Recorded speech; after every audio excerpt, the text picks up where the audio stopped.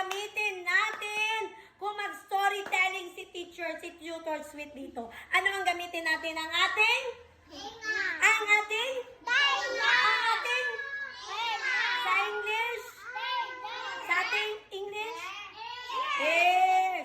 So gusto ko, pag nagtuturo si Tutor Sweet, ang gamitin natin ang ating mga tainga sa pagkikinig. Nakikinig ba kayo? Nakikinig wala? Hala, wala sila nakinig. Kinig. Okay. So ano nga yun ulitin natin? Ano ang gamitin natin kung makinig kay teacher? Tenga. Ang ating? Tenga. Very good. Clap your hands.